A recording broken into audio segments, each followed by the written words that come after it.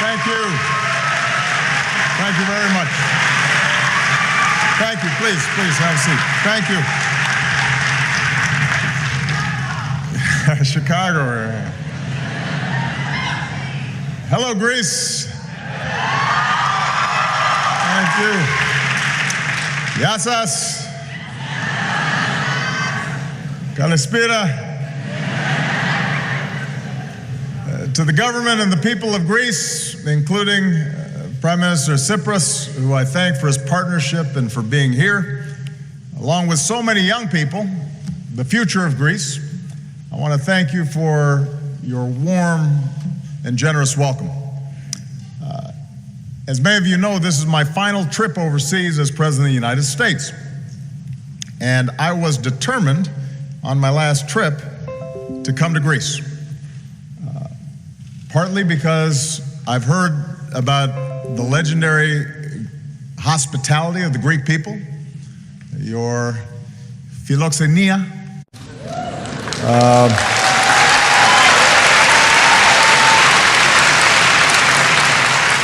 Partly because I had to see the Acropolis and the Parthenon, but also because I came here with gratitude for all that Greece, this small, great world, has given to humanity through the ages. Our hearts have been moved by the tragedies of Aeschylus and Euripides. Our minds have been opened by the histories of Herodotus and Thucydides. Our understanding of the world and our place in it has been expanded by Socrates and Aristotle. In the United States, we're especially grateful for the friendship of so many proud Greek Americans. In my hometown of Chicago,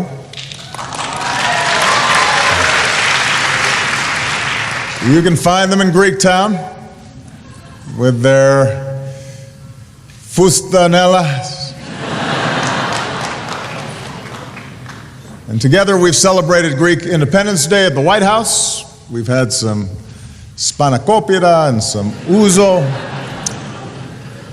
Greek Americans have worn the uniform to keep our country free. Greek Americans have marched with Dr. Martin Luther King Jr. to make us more just.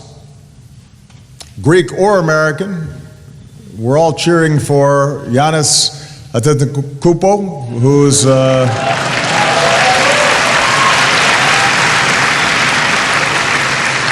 who seems to be getting better each year. And if anyone seeks an example of our shared spirit, our resilience, they need to look no further than New York City, near Ground Zero, where the Greek Orthodox Church of St. Nicholas, once in ruins, is now rising again. Most of all, we're indebted to Greece for the most precious of gifts. The truth, the understanding that as individuals of free will, we have the right and the capacity to govern ourselves. For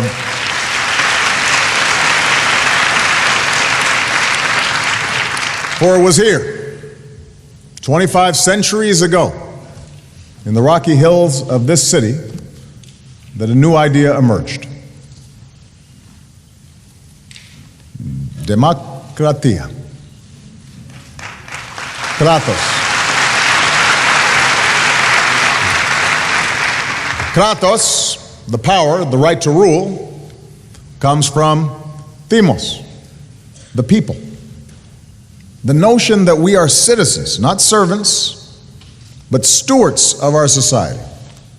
The concept of citizenship, that we have both rights and responsibilities. The belief in equality before the law, not just for a few, but for the many, not just for the majority, but also the minority. These are all concepts that grew out of this rocky soil. Of course, the earliest forms of democracy here in Athens were far from perfect, just as the early forms of democracy in the United States were far from perfect. The rights of ancient Athens were not extended to women or to slaves. But Pericles explained, our Constitution favors the many instead of the few. This is why it is called a democracy. Athenians also knew that however noble, ideas alone were not enough. To have meaning, principles must be enshrined in laws and protected by institutions and advanced through civic participation. And so they gathered in a great assembly to debate and decide affairs of state, each citizen with the right to speak, casting their vote with a show of hands or choosing a pebble, white for yes, black for no. Laws were etched in stone for all to see and abide by. Courts with citizen jurors upheld that rule of law. Politicians weren't always happy because sometimes the stones could be used to ostracize, banish those who did not behave themselves. But across the millennia that followed, different views of power and governance have often prevailed. Throughout human history, there have been those who argue that people cannot handle democracy, that they cannot handle self-determination. They need to be told what to do. A ruler has to maintain order through violence or coercion or an iron fist. There's been a different concept of government that says might makes right, or that unchecked power can be passed through bloodlines. There's been the belief that some are superior by virtue of race or faith or ethnicity. And those beliefs so often have been used to justify conquest and exploitation and war. But through all this history, the flame first lit here in Athens never died. It was ultimately nurtured by a great enlightenment.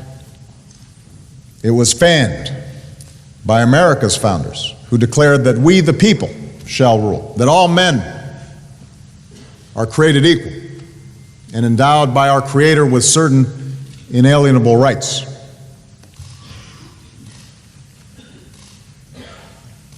Now, at times, even today, those ideals are challenged. We've been told that these are Western ideals. We've been told that some cultures are not equipped for democratic governance and actually prefer authoritarian rule. And I will say that after 8 years of being President of the United States, having traveled around the globe, it is absolutely true that every country travels its own path. Every country has its own traditions. But what I also believe after 8 years is that the basic longing to live with dignity, the fundamental desire to have control of our lives and our future,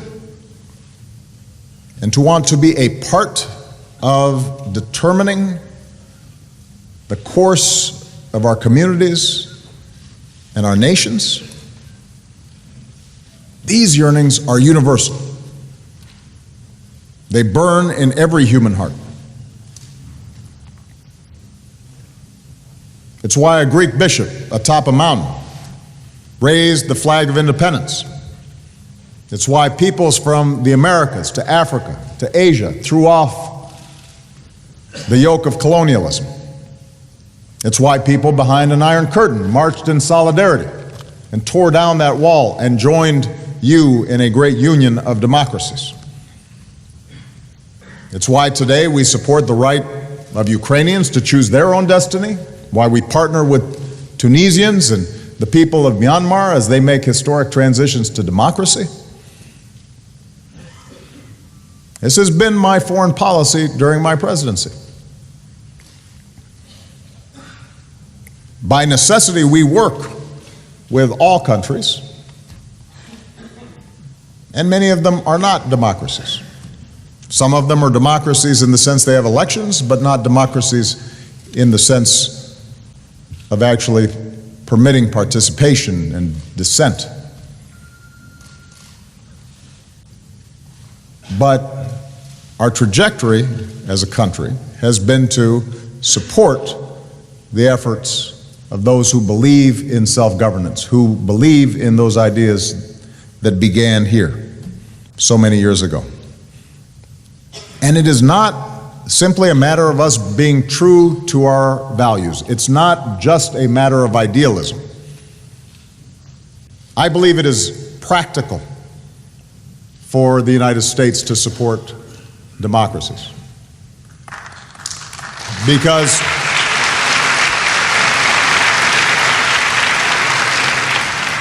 history shows us that countries with democratic governance tend to be more just and more stable and more successful.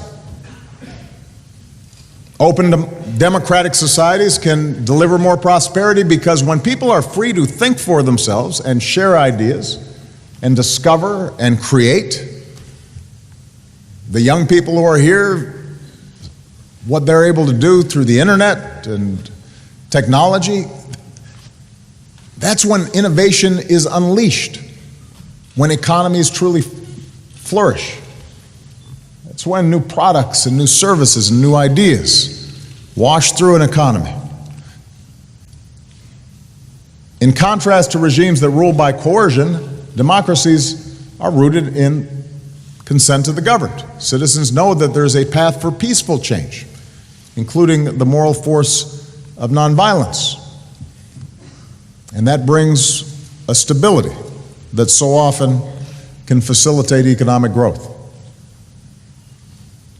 The history of the past 2 centuries indicates that democracies are less likely to fight wars among themselves. So more democracy is good for the people of the world, but it's also good for our national security, which is why America's closest friends are democracies, like Greece. It's why we stand together in NATO, an alliance of democracies. In recent years, we've made historic investments in NATO, increased America's presence in Europe, and today's NATO, the world's greatest alliance, is as strong and as ready as it's ever been. And I am confident that just as America's commitment to the transatlantic alliance has endured for 7 decades, whether it's been under a Democratic or Republican administration, that commitment will continue, including our pledge and our treaty obligation to defend every ally.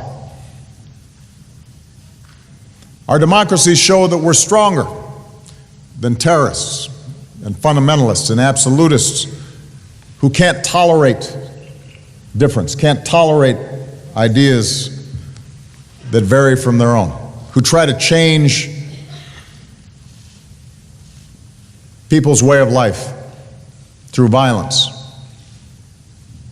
and would make us betray or shrink from our values. Democracy is stronger than organizations like ISIL.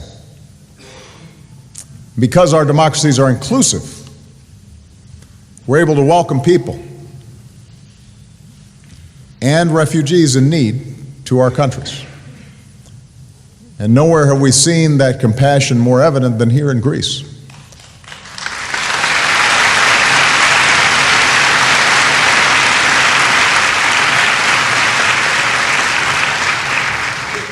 The Greek people's generosity towards refugees arriving on your shores has inspired the world. That doesn't mean that you should be left on your own. And only a truly collective response by Europe and the world can ensure that these desperate people receive the support that they need. Greece cannot be expected to bear the bulk of the burden alone, but the fact that you are a democracy opens your heart to people in need in a way that might not otherwise be the case. Just as democracies are premised on the peaceful resolution of disagreements within our societies, we also believe that cooperation and dialogue is the best way to address challenges between nations. And so it is my belief that democracies are more likely to try to resolve conflicts between nations in a way that does not result in war. That's how, with diplomacy, we were able to shut down Iran's nuclear weapons program without firing a shot. With diplomacy, the United States opened relations with Cuba. With diplomacy, we joined Greece. With diplomacy, we joined Greece and nearly 200 nations in the most ambitious agreement ever to save our planet from climate change.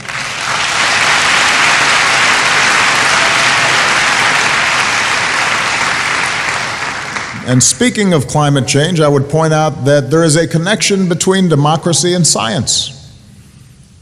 The premise of science is that we observe and we test our hypotheses, our ideas. We base decisions on facts, not superstition, not what our ideology tells us, but rather what we can observe. And at a time when the globe is shrinking and more we are going to have to take collective action to deal with problems like climate change, the presence of a democratic debate allows this science to flourish and to shape our collective responses. Now, democracy, like all human institutions, is imperfect. It can be slow. It can be frustrating. It can be hard. It can be messy. Politicians tend to be unpopular in democracies, regardless of party, because by definition, democracies require that you don't get 100% of what you want. It requires compromise.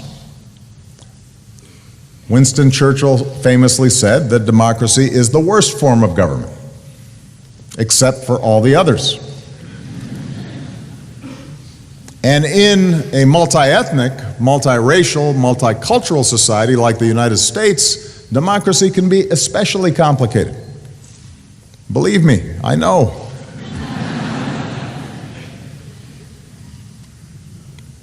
But it is better than the alternatives, because it allows us to peacefully work through our differences and move closer to our ideals. It allows us to test new ideas, and it allows us to correct for mistakes. Any action by a president, or any result of an election, or any legislation that has proven flawed can be corrected through the process of democracy. And throughout our history, it's how we have come to see that all people are created equal, even though when we were founded, that was not the case. We could work to expand the rights that were established in our founding to African Americans and to women, to Americans with disabilities, to Native Americans.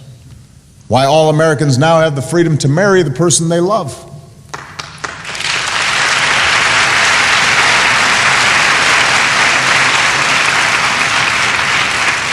It's why we've welcomed people of all races and all religions and all backgrounds, and immigrants who strive to give their children a better life and who make our country stronger.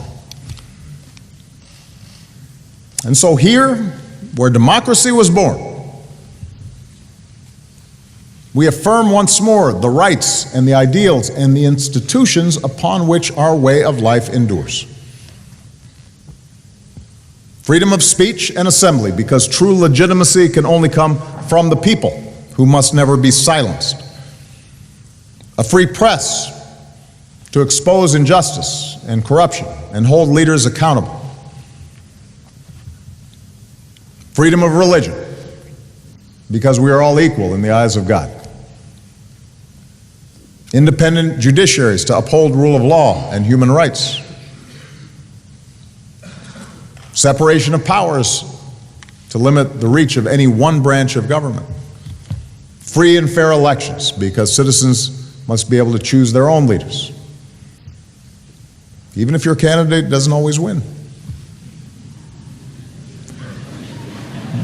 We compete hard in campaigns in America and here in Greece. But after the election, democracy depends on a peaceful transition of power, especially when you don't get the results you want.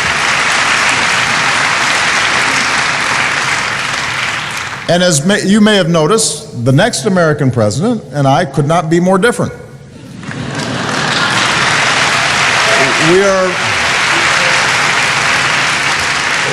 We have very different points of view, but American democracy is bigger than any one person. And that's why we have a tradition of the outgoing president welcoming the new one in, as I did last week. And why in the coming weeks my administration will do everything we can to support the smoothest transition possible, because that's how democracy has to work. And that's why, as hard as it can be sometimes, it's important for young people in particular, who are just now becoming involved in the lives of their countries, to understand that progress follows a winding path. Sometimes forward, sometimes back. But as long as we retain our faith in democracy, as long as we retain our faith in the people, as long as we don't waver from those central principles that ensure a lively, open debate, then our future will be okay. Because it remains the most effective form of government ever devised by man. It is true, of course, over the last several years that we've seen democracies faced with serious challenges. And I want to mention two that have an impact here in Greece, have an impact in the United States, and are having an impact around the world. The first involves the paradox of a modern global economy. The same forces of globalization and technology and integration that have delivered so much progress, have created so much wealth, have also revealed deep fault lines. Around the world, integration and closer cooperation and greater trade and commerce and the internet all have improved the lives of billions of people, lifted families from extreme poverty, cured diseases, helped people live longer, gave them more access to education and opportunity than at any time in human history. I've often said to young people in the United States, if you had to choose a moment in history to be born and you did not know ahead of time who you would be, you didn't know whether you were going to be born into a wealthy family or a poor family, what country you'd be born, whether you were going to be a man or a woman. If you had to choose blindly what moment you'd want to be born, you'd choose now. Because the world has never collectively been wealthier, better educated, healthier, less violent than it is today. That's hard to imagine given what we see in the news, but it's true. And a lot of that has to do with the developments of an integrated global economy.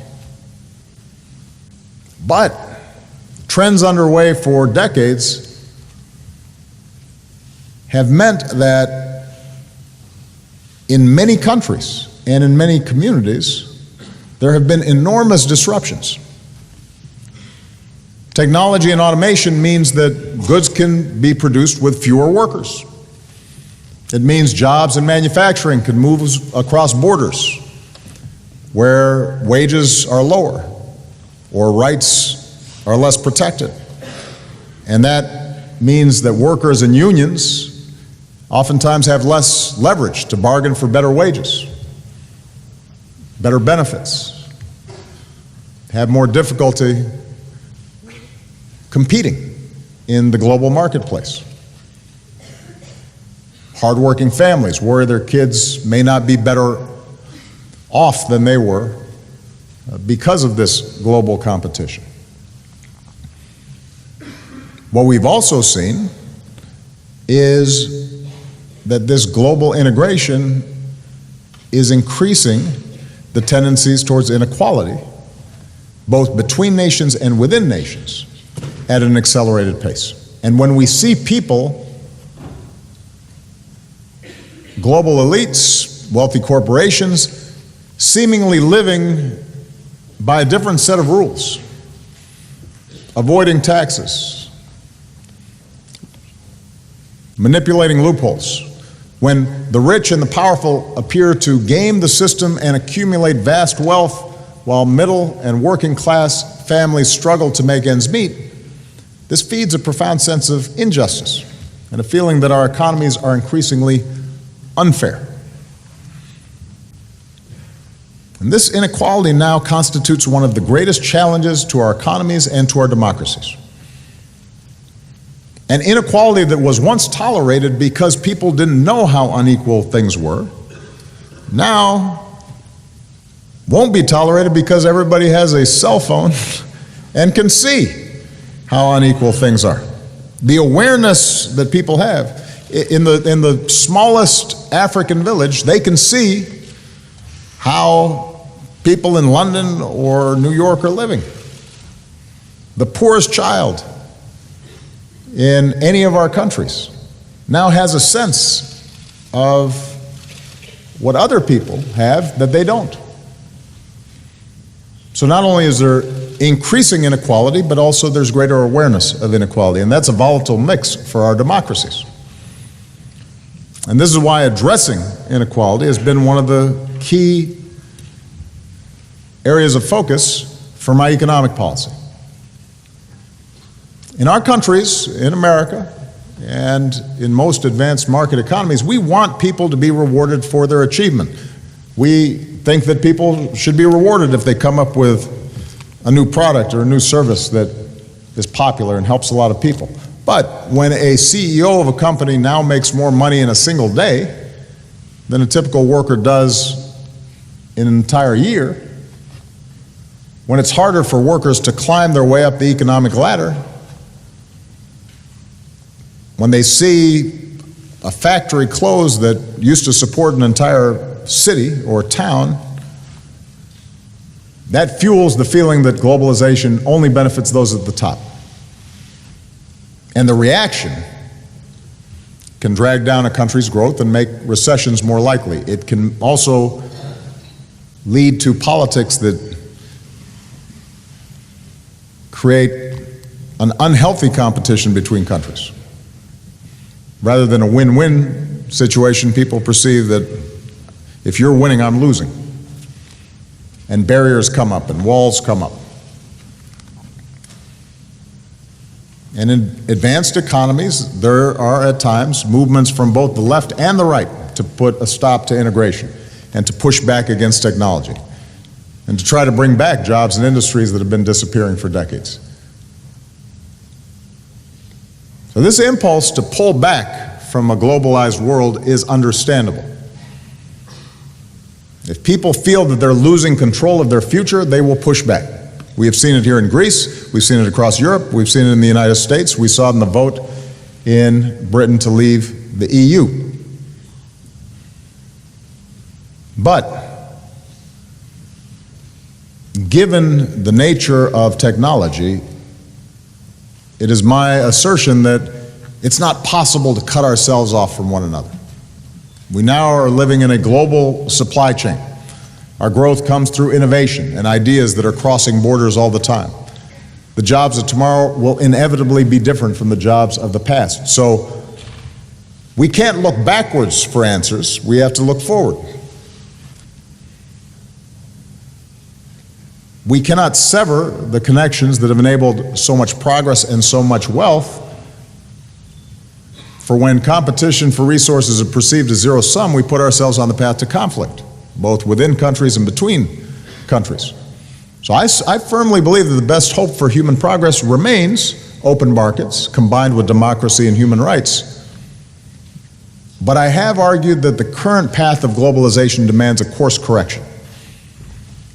In the years and decades ahead, our countries have to make sure that the benefits of an integrated global economy are more broadly shared by more people, and that the negative impacts are squarely addressed.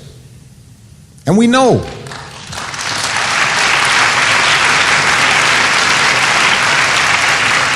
and we actually know the path to building more inclusive economies. It's just we too often don't have the political will or desire to get it done.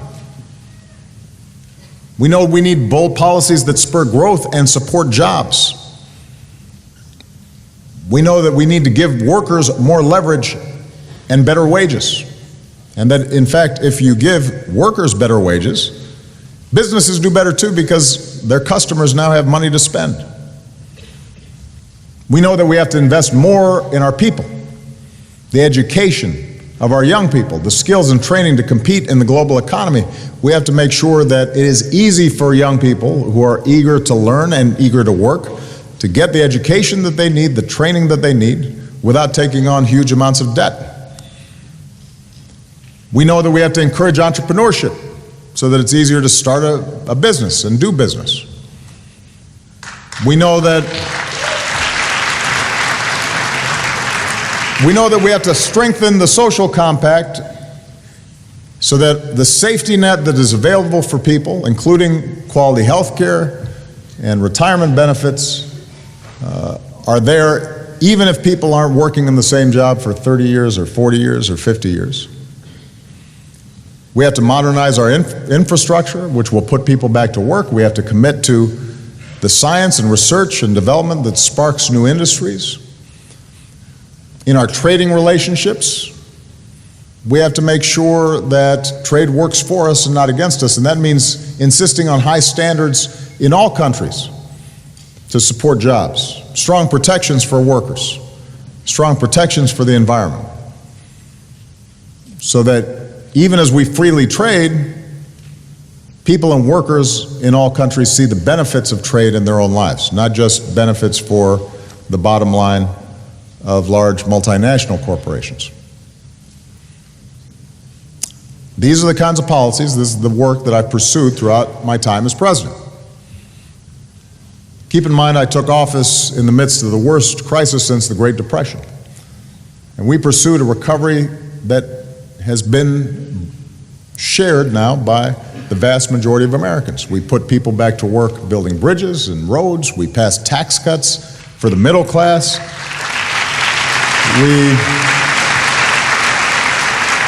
We asked the wealthiest Americans to pay a little more taxes, their fair share.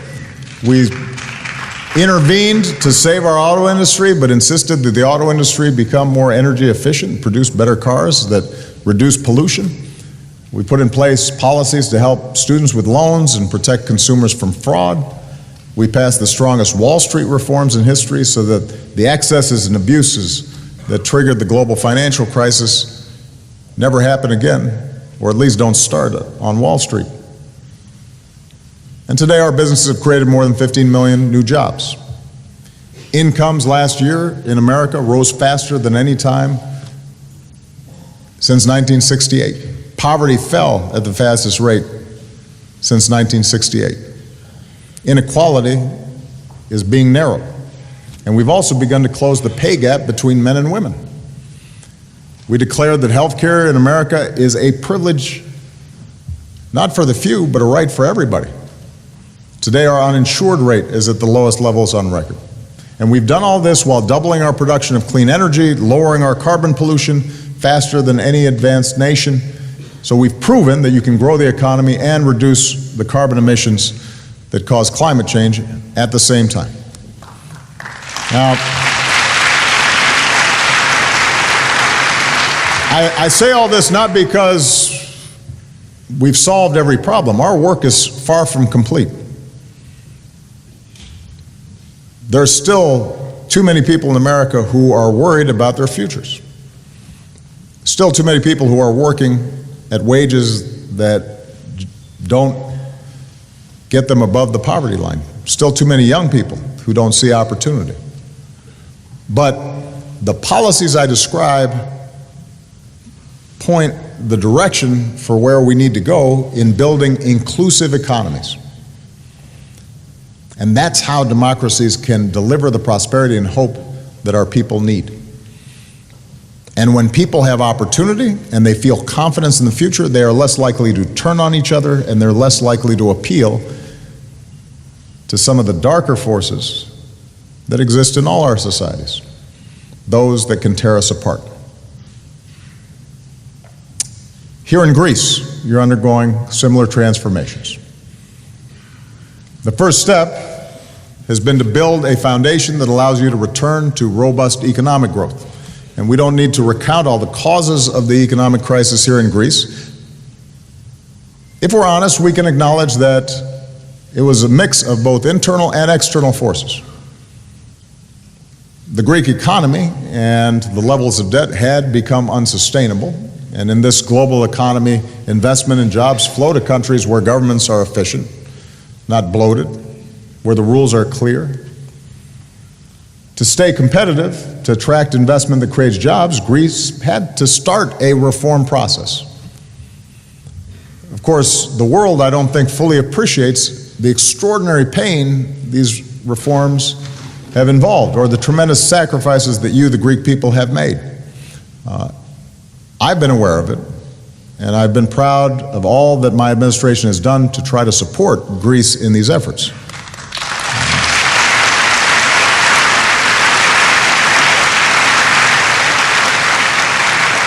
And part of the purpose of my visit is to highlight for the world the important steps that have been taken here in Greece. Today, the budget is back in surplus. Parliament passed reforms to make the economy more competitive. Yes, there is still much more work to do. But I want to commend Prime Minister Stavros for the very difficult reforms his government is pursuing to put the economy on a firmer footing.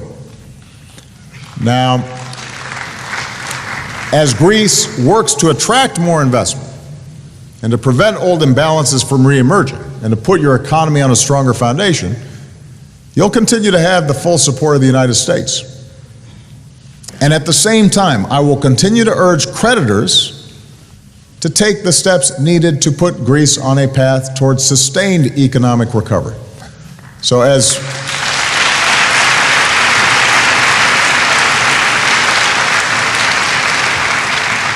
Greece continues to implement reforms, the IMF has said that debt relief will be crucial to get Greece back to growth. They are right. It is important because if reforms here are going to be sustained, people need to see hope and they need to see progress, and the young people who are in attendance here today and all across the country need to know there is a future. There's an education and jobs that are worthy of your incredible potential. You don't have to travel overseas. You can put roots right here in your home in Greece and succeed.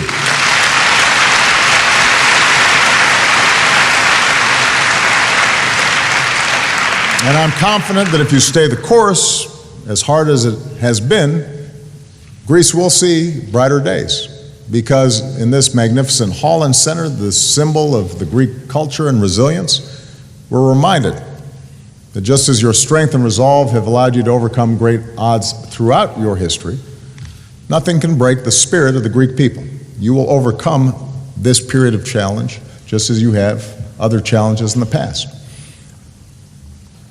So economics is something that will be central to preserving our democracies. When our economies don't work, our democracies become distorted and in some cases break down. But this brings me to another pressing challenge that our democracies face. How do we ensure that our diverse, multicultural, multiracial, multireligious world and our diverse nations uphold both the rights of individuals and a fundamental civic adherence to a common creed that binds us together? Democracy is simplest where everybody thinks alike, looks alike, eats the same food, worships the same God. Democracy becomes more difficult when there are people coming from a variety of backgrounds and trying to live together. In our globalized world, with the migration of people and the rapid movement of ideas and cultures and traditions, we see increasingly this blend of forces mixing together in ways that often enrich our societies, but also cause tensions. In the information age, the unprecedented exchange of information can also accentuate differences or seem to threaten cherished ways of life. It used to be that you might not know how people in another part of your country or in the cities versus the countryside were living. Now everybody knows how everybody's living, and everybody can feel threatened sometimes if people don't do things exactly the way they do things, and they start asking themselves questions about their own identity. And it can create a volatile politics. Faced with this new reality where cultures clash, it's inevitable that some will seek a comfort in nationalism or tribe or ethnicity or sect. In countries that are held together by borders that were drawn by colonial powers, including many countries in the Middle East and in Africa, it can be tempting to fall back on the perceived safety of enclaves and tribal divisions. In a world of widening inequality, there's a growing suspicion or even disdain for elites and institutions that seem remote from the daily lives of ordinary people. What an irony it is. At a time when we can reach out to people in the most remote corners of the planet, so many citizens feel disconnected from their own governments. So just as we have to have an inclusive economic strategy, we have to have an inclusive political and cultural strategy. In all of our capitals, we have to keep making government more open, more efficient, more effective in responding to the daily needs of citizens. Governing institutions, whether in Athens, Brussels, London, Washington, have to be responsive to the concerns of citizens. People have to know that they're being heard. Here in Europe, even with today's challenges, I believe that by virtue of the progress it has delivered over the decades, the stability it has provided, the security it's reinforced, that European integration and the European Union remains one of the great political and economic achievements of human history. And today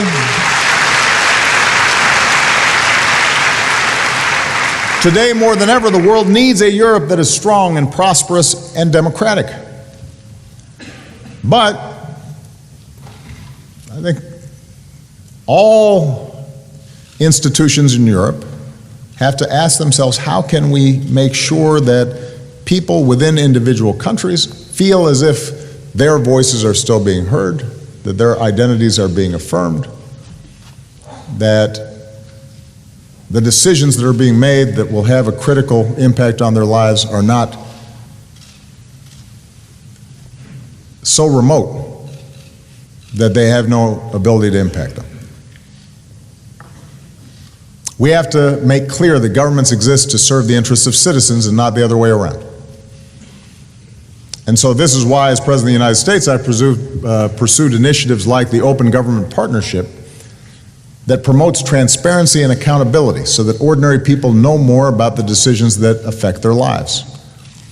That's why, both at home and around the world, we have taken steps to fight corruption that can rot a society from within. As authoritarian governments work to close space that citizens depend upon to organize and have their voices heard, we've begun the work of empowering civil society to defend democratic values and promote solutions to the problems within our communities.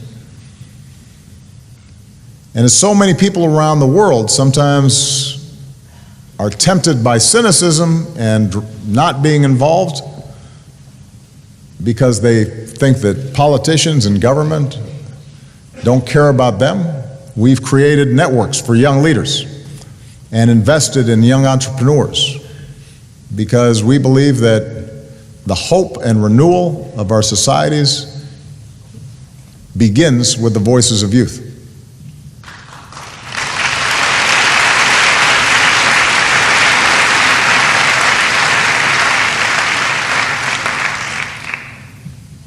In closing, our globalized world is passing through a time of profound change.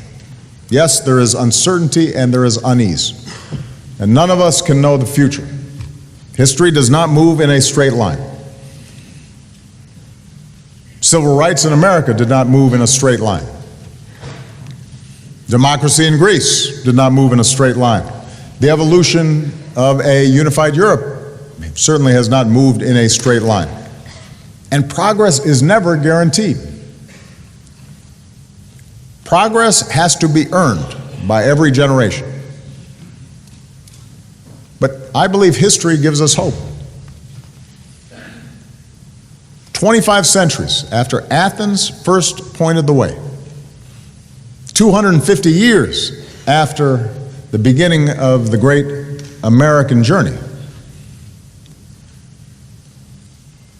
my faith and my confidence, my certainty in our democratic ideals and universal values remain undiminished.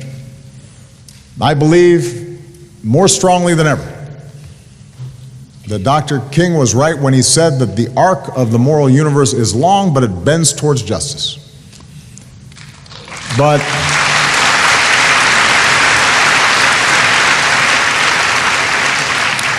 it bends towards justice not because it is inevitable, but because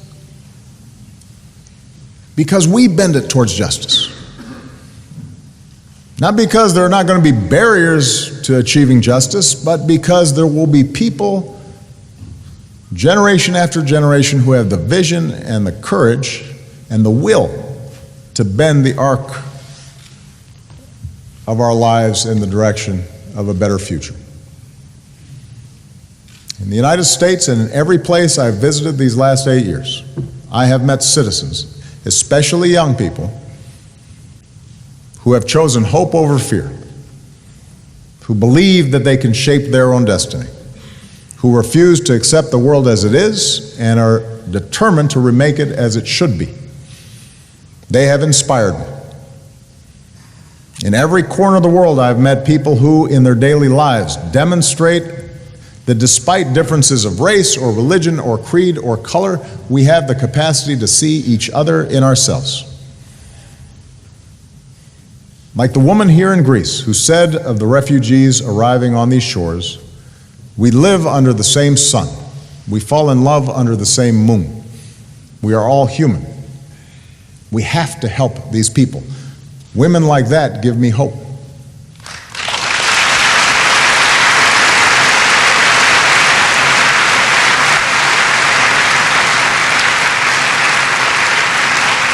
In all of our communities, in all of our countries, I still believe there's more of what Greeks call philotimo.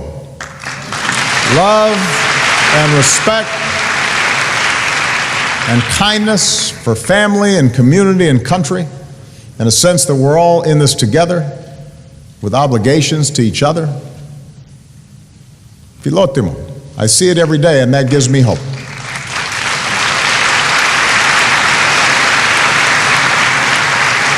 Because in the end, it is up to us. It's not somebody else's job, it's not somebody else's responsibility, but it's the citizens of our countries and the citizens of the world to bend that arc of history towards justice. And that's what democracy allows us to do. That's why the most important office in any country is not president or prime minister. The most important title is citizen.